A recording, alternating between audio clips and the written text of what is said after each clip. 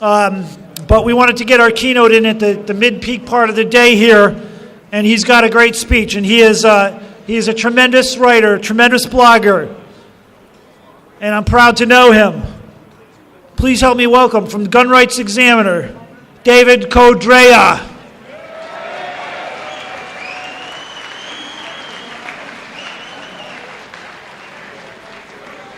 How's this thing elevated here? Oh, you'll be good. Am I good here? Speak right into it. You know, you start writing a speech and it's never done. I've rewritten it 3 times already this morning, and I just rewrote it again in my mind because I see this gentleman here with the flag, and this, ladies and gentlemen, is the expression of liberty, because look how joyous this man is. That's liberty. I've got a couple housekeeping items that I need to get out of the way before I begin the official speech. And the first is to let you know that I brought a case, I smuggled a case in of high-capacity magazines. Okay? Unfortunately, I don't have enough to share with everyone, but if you come see me afterwards, I've got a few, and you have to be force multipliers, though, and you have to agree that you'll share them with other people. What I have is I have a copy of Concealed Carry Magazine. This has at the very last page my review of a book by my friends Mark Walters and Rob Pincus, Lessons from Unarmed America. Wonderful book. I gave it total thumbs up. That's my policy. I never give bad reviews because it's not my place to rain on anybody's parade. If I don't like it, I just keep my mouth shut about it. This was a great book, and I'm going to be discussing today's rally tomorrow night on the nationally syndicated Armed American radio program with Mark Walters, and I look forward to giving them a wonderful report about how great this crowd is. And, of course, the other magazine that I brought is Guns Magazine, which I'm the field editor. I do their Rights Watch column every month, and this happens to be the one where I have written about what's going on in Connecticut. And again, I wish that I had enough to share with everyone here. I don't. I actually promised these as props to a young man I met up here. I don't see him right now, but I'll give it to him afterwards. There's a bit of sad news that I learned, and that was the passing of Otis McDonald, a giant in Second Amendment.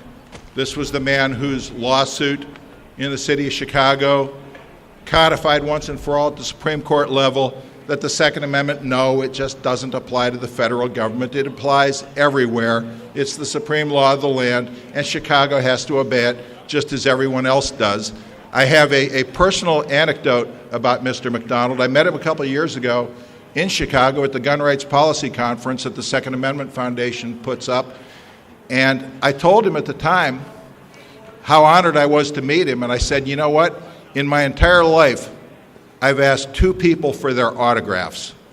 One, I was 10 years old, and it was Clayton Moore. Those of you who aren't old enough won't remember Clayton Moore. Those of you who do, the Lone Ranger. Okay, my boyhood hero. I met the guy. I got his autograph. Had never asked anyone for an autograph since then until I met Mr. McDonald.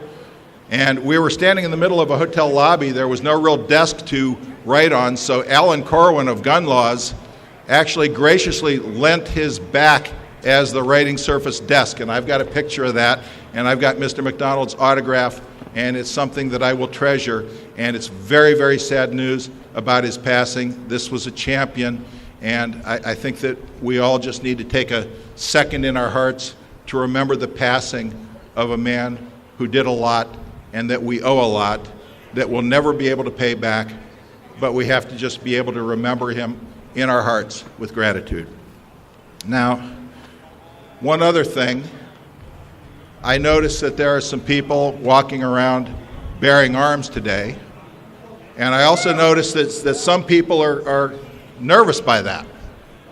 I don't get it, because to me, it doesn't matter whether you're wearing a firearm or a badge or a uniform or without. Okay, it's how the person behaves. So thank you for all who show up and give us the example of bearing arms, because it's more than just keep them. I'd like to tell you what an honor it is to have been asked to address this gathering today. It truly is humbling, okay? And it's humbling to be in front of all of you, and in spite of all the insults. I've read in the media some people have called us all some rather insulting names, and that doesn't bother me none. And I'd also ask you, before I get started in earnest, to please bear with me. I am recovering from encounters with my own mortality, so if I have to struggle with my voice, or if I have to take a sip of water, just please bear with me, and we will get through this. Okay, when Scott Wilson announced my participation a few months back on Facebook, it was pretty funny. He asked people, guess who the guest speaker is going to be? And what he got back was Ted Nugent and Tom Selleck. And people kept making guesses, and finally Scott goes, no, it's David Codrea. And what he got back was, who? Yeah, really. Because it's true. I'm not a name like that. I'm not a rock and roll legend. I'm not a movie or a TV personality. What I am is I'm one of you. And I'm one of you who found his voice. And that voice, first and foremost, has been committed to spreading one message. I will not obey orders for Americans to surrender their arms. I will not obey. That's it. My position is personal, and it couldn't be simpler. You bet it's personal, because I'm the one who will pay the price for what I will and what I won't do. The antis, they can debate this all they want. To me, it's not debatable.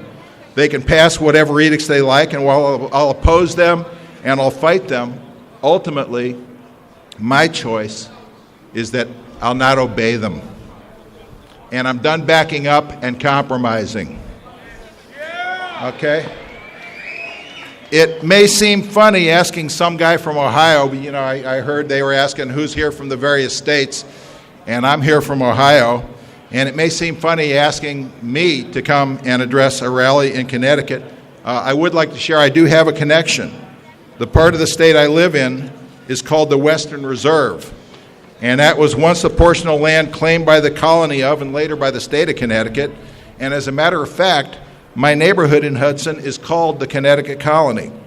And the entire area is rich in history, including in the struggle against human slavery, which is really what those claiming the power to control you and dispose of you is all about. I live just around the corner from John Brown's old tannery farm, and say what you will about the man's tactics and his legacy, it does show that some conditions demand defiance if no other means exist. And that, of course, was the situation that led to the original War of the Rebellion against the king.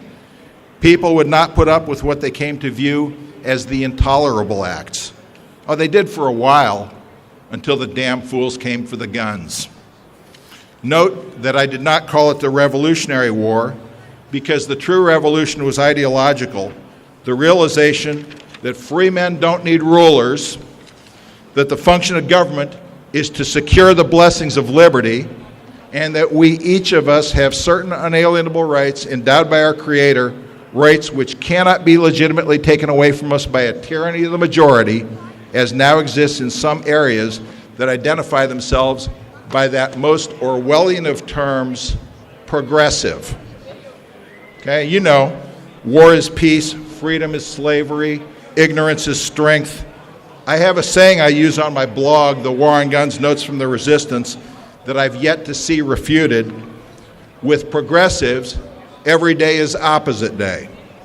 Because what's progressive about telling others who are harming no one what they must and must not do and what they can and cannot have? What's progressive about creating a whole new class of criminals, and I have that word in quotation marks, for refusing to obey edicts founded in ignorance, prejudice, and the desire to rule others? I wrote an article for Guns Magazine recently, that's the one in this issue here, in the Rights Watch column, and I titled it The Unconstitutional State. It's obviously a play on Connecticut's nickname. It started out referring to a line that you folks here are more than familiar with, the one in front of the Department of Emergency Services and Public Protection building, where gun owners came on the last day of 2013 to register their guns and magazines with the DESS Parados in order to comply with the perversely named Gun Violence Prevention and Child Safety Act. Okay? Making them do that. That was an intentional indignity, and that such legislation would do nothing to advance its stated purpose and would instead make things less safe for the law-abiding. That did not matter to those imposing their will. That was just another oxymoron that calculating minds right here in Hartford no doubt took additional pleasure in. Progressives, opposite day, remember? The vocal reaction now, this is the thing. You know, we've talked about the gun owners from other states, and you folks experienced the brunt of it. And it actually horrified me because some of them was unsympathetic. They did not have to face the terrible choice that you do here. And there were accusations. There were people throwing around words like cowardice. And this was coming from internet commentators posting under screen names, and isn't that telling? And that making such charges they'd never been put to the test themselves, and that seemed lost on the most aggressive, that is, the most ignorant and the judgmental among them. And as an aside, I'd like to share something with you, that even though I'm an outsider, I can tell you that I know what it's like to be put to that test.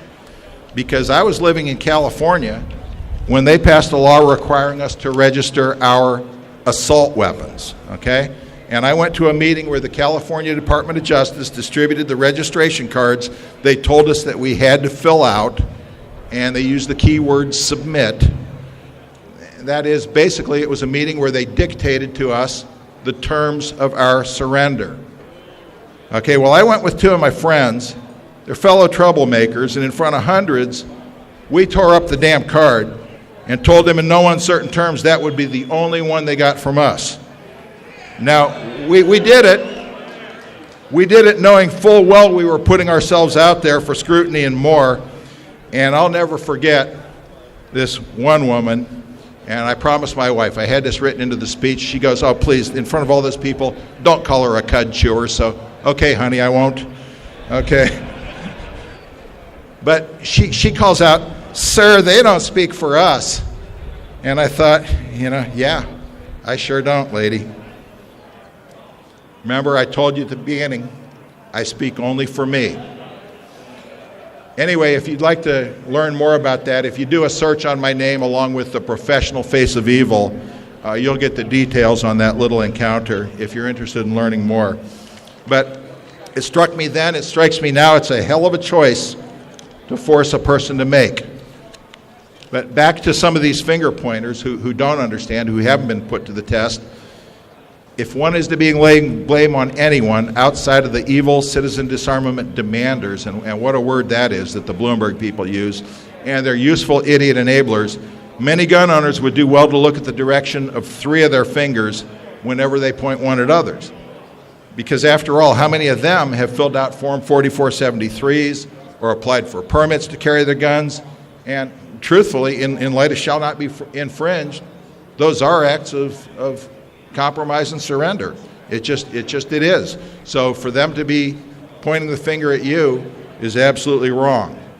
But now what I'd like to do is I'd like to give you a practical example of something that I call profiles in apathy. And I came up with that term years ago after watching worthy project after worthy project fall by the wayside due to lack of gun owner involvement. And I want to tell you why I think it's every bit the enemy that the most committed of gun grabbers are. Where's Lenny Benedetto? Is Lenny around? Okay, yeah, Lenny, founding member of the Connecticut Citizens Defense League, the folks that are responsible for bringing us all here today. They're the state's largest grassroots gun rights group. And as you know, they're leading in the lawsuit along with NRA to challenge the new law. But I don't need to tell anyone here that, because we all know. Anyway, Lenny spent several hours that morning passing out CCDL cards and talking to those standing in line before a police lieutenant ordered him to stop or be arrested for soliciting. And he soon found, this was amazing, that the vast majority of those in line were not members, and many had never even heard of CCDL. Let me ask you something. If CCDL had 10, 20, 100 times the committed membership, might the new laws have been stopped in their tracks? No. That Wouldn't matter, David. They were going to push it through no matter what. they were going to push it through no matter what, but if you guys had 100 times the people that were committed to work the polls, to work for politicians, to fund lawsuits, to do everything that's needed to get the word out, I submit we'd have a different picture. But it's the level of detachment, apathy, and non-involvement, and it's hardly exclusive to Connecticut, because the same story could be told by the leadership of any number of state gun rights groups, where it's always a core of dedicated individuals straining to bear a load that could be shared by many, but somehow it never is. Well, that's true, but you know what? We all have jobs. I submit that everyone who belongs to the NRA has a job as well. And we're the ones out there, but look at it. Of the 80 million gun owners, something like 5 million are members of the NRA. Look at how few have joined, how many fewer support much smaller groups like Gun Owners of America and the Second Amendment Foundation, or educational groups like Jews for the Preservation of Firearms Ownership. This has to change, and immediately. Why? Well, what are we here for today? If a lot more gun owners don't get involved, perhaps the bold chat room warriors that I referred to earlier will get the chance to demonstrate to their brethren here in Connecticut how much better they'll perform when it's their turn to show the stuff they're made of. So, what is it that we do? Okay? What is it that we do? First, we join with others, like we're doing right now. Look, if you don't like one group, find one you can support. You don't like lobbying, find a group that educates. And that means support them, including financially. You know, we heard about the lawsuit. Very expensive proposition. And yeah, times are tough. I understand that. Times are tough on all of us. Do what you can, but don't let others who are also strapped do it all. What else? Some of you are going to be better suited to taking people shooting, training the next generation. I don't know, what is it that you find rewarding? What is it that you're enthusiastic doing? Do that. Some of you will find your talents best expressed in writing, and there's plenty of need to get well-written letters to the editor out there to correct the foaming at the mouth bias. But enough of the Hartford Current. Actually not. I told you I continued to rewrite the speech, and so this part here, I've got to bear in and make sure my ant fryers here are focused and get into my handwritten scribbling and see if I can decipher the ancient hieroglyphics that I call handwriting. Because by not, by calling for arrests and prosecutions, they've removed all pretenses to being about common sense gun safety. Okay, these are the people that Dianne Feinstein calls real reporters, Joe Biden calls legitimate news media. I call them Fourth Estate fifth columnists. And I understand that there was a cartoon and a little essay written by Bob Englehart. And he's got a wonderful idea. He says, repeal the Second Amendment, and that's going to solve it all. That's what this guy thinks. You know what? This guy is presuming to teach, and he doesn't even belong in a remedial civics class. I'd like to read you a little something from the Heller decision. It's always been widely understood that the Second Amendment, like the First and Fourth Amendment, codifies a pre-existing right. The very text of the Second Amendment implicitly recognizes the pre-existing, told you hieroglyphs, of the right, and declares only that it shall not be infringed. And this is the Supreme Court saying, as we said in U.S. versus Cruikshank, this is not a right granted by the Constitution. Neither is it in any manner dependent on that instrument for its existence.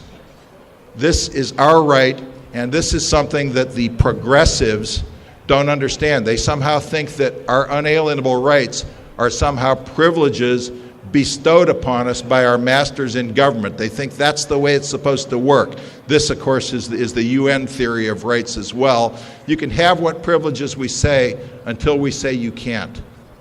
Wrong. And in terms of Bob Englehart, anybody see Tropic Thunder? Okay. Buddy, you went full Englehart. You never go full Englehart. Okay, here's one. Here's another little thing. You can get onto social media, all right? I know a lot of you turn your noses up that and you consider it a silly waste of time. And if all you're doing is inviting people to play Bubble Safari and sharing trivia and stupid videos, it is. But these are also utilities for spreading important information. And I think we've seen this recently in the Ukraine. We've seen it in Venezuela, the way that people get information out there. Think in terms of our being able to use it, command, control, communications, and intelligence. Because you'd better believe the other side is using this and mastering it. And if you refuse to, what you're doing is you're ceding an entire area of operation to them without challenge. And what do once they establish and secure a beachhead? They use it to launch their next and deeper assault. Don't give that to them. Make them fight for every inch. Now, some of you will actually enjoy politics. And if you're good at it, that can be a lot of fun. Thing is, we all know there's plenty of politicians who have a huge but. Okay? As in, I support the Second Amendment, but. And then they come up with all kinds of ridiculous cop-outs and betrayals. And so I guess what I'm going to say is don't fall for charlatans. How do you know? You can come up with ways to separate the wheat from the chaff and get them to unequivocally go on the record for where they stand, what laws they consider constitutional, why, and importantly, what they'll work to get rid of, because regardless of what some of them may have told you, it's not enforce existing gun laws, it's repeal the damn things. Now, true, politicians lie, no duh, but pinning them down with specifics makes that a lot harder to get away with. But then here's the thing. Say you find a good one. We've been introduced to some good ones here today. Will you let such a politician stand alone? Because it would be a lot easier for them to play it safe. If you expect them to take the difficult route and actually be leaders, you have to be ready to stand beside them and stand behind them. And this brings up another area just crying for involvement, one that's hardly glamorous or instantly gratifying, but one that's nonetheless critical if your niche is political, and that's getting involved at the precinct level. I'm over here. I will not obey.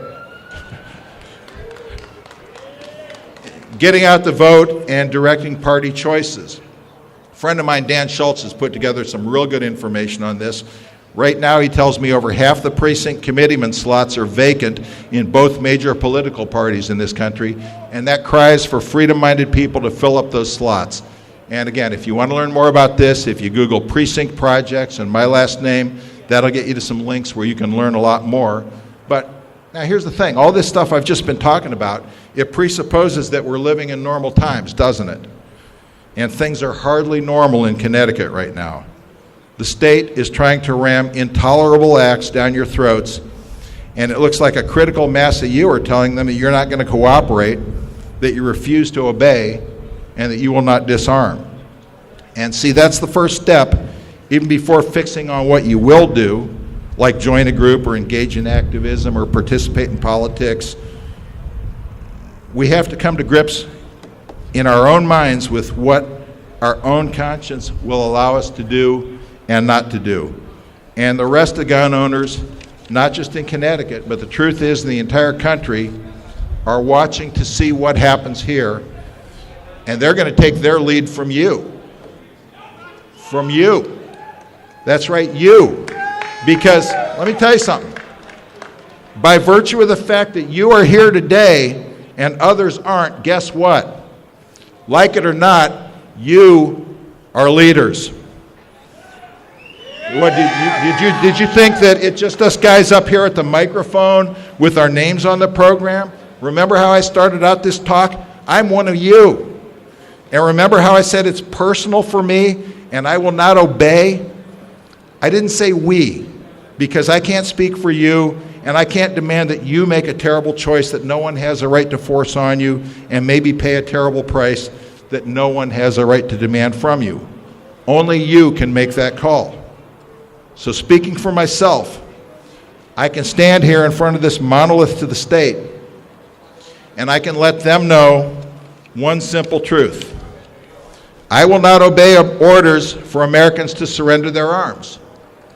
I will not obey. I will not obey! If you'd like to join me, if you'd like to join me, they'd like to join me, feel free to say it with me and let them know. I will not obey. Now, where does Governor Malloy hang out on weekends in relation to this place? No matter. I'll say it a bit louder so that he can hear. And again, those of you who want to, feel free to chime in. I will not obey. There's another guy now. There's another guy who needs to hear this, and that's the head hatchet man, Mike Lawler. This is the guy who said you can either surrender the weapon to us, destroy the weapon, or sell it to a federal firearms licensee. And after January 1st, if it hasn't been declared or registered, it's banned, and if you get caught, you're going to be arrested. In other words, disarm or he will destroy you. This guy thinks that's his lot in life. Well, you know what, Mr. Lawler? I will not obey. I will not obey. And there's one final guy that I'd like to give an honorable mention to. This is the enforcer from Brantford who wanted to give up a part of his anatomy because he couldn't wait to bang down doors. We'll just call him Nutty or maybe Lefty. Anyway, I understand he's on leave and maybe in hiding right now, so maybe this one ought to be just a bit louder so he can hear us. I will not obey. I'd like to leave you with a quote from one of my heroes, a great American hero, Henry David Thoreau, author of Civil Disobedience. One of my favorite quotes: I was not designed to be forced. I will breathe after my own fashion. Let us see who is the strongest. God bless you people. I'm awed. Thank you. I will not obey.